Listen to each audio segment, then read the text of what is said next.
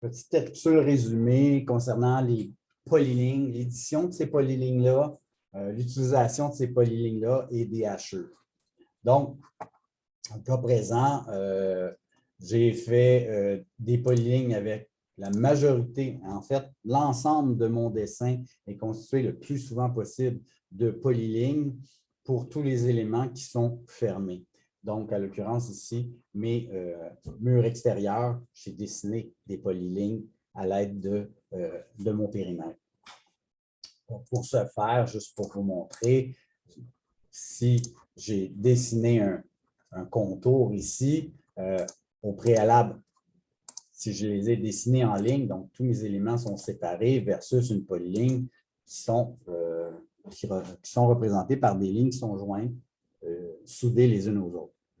Donc, l'option polyligne va être très utile pour déplacer des objets de façon rapide. Je sélectionne vraiment tout le contour de l'objet.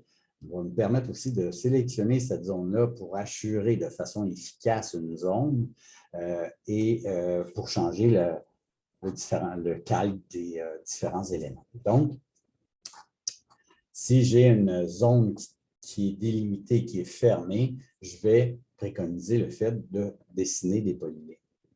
Ça peut être fait à l'aide de la commande polyligne. Donc, je peux dessiner d'ores et déjà des formes à l'aide de mon option polyligne. Bon, c'est une façon de faire. Par contre, il est souvent établi qu'on va utiliser soit des lignes, on va unir certains éléments entre eux, on va rajouter des zones.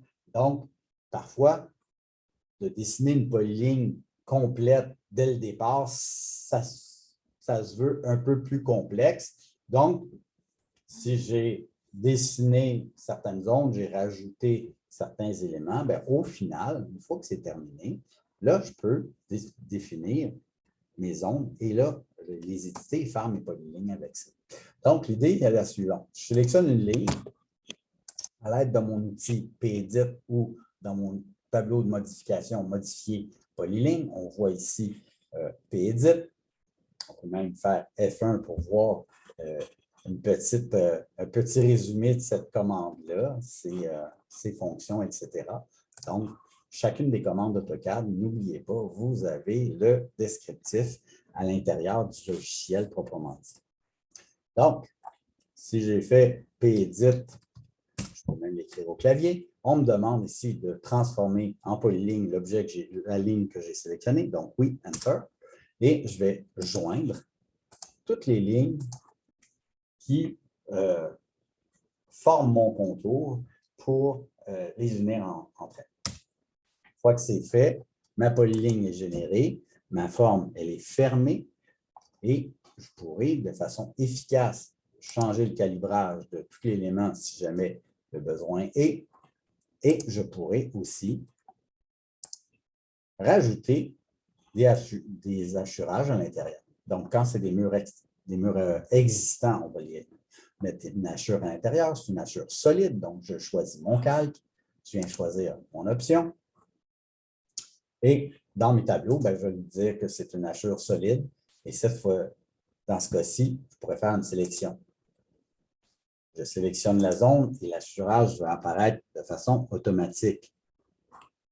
Dans mes options, je vais m'assurer que mes hachurages soient en dessous du contour, de sorte que, une fois qu'il va être créé, je vois toujours ma ligne de périmètre apparaître, donc elle sera imprimable. Si mes hachures passaient par-dessus mes lignes, bien là, au final, cette ligne-là ne serait pas imprimable. Donc, bien important que la ligne de pourtour soit visible, qu'elle soit imprimable. Donc, en tout temps, si je refaisais mes hachures dans mes différentes zones, bien, on s'aperçoit qu'au final, quand je fais mes hachures dans mes zones, bien, pour mes murs extérieurs, on peut les faire zone par zone ou on peut les faire dans la même opération. Mais ne vous en faites pas. Si je sélectionne une zone ou plusieurs, ça va être la même hachure. OK?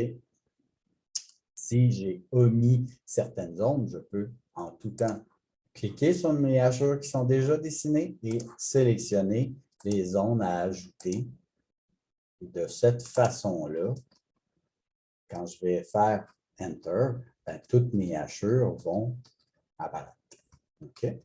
Donc, on peut les faire dans la même opération ou les rajouter au fur et à mesure dans mes différentes zones. Donc, voilà un petit résumé pour les hachures dans nos murs et les polylignes.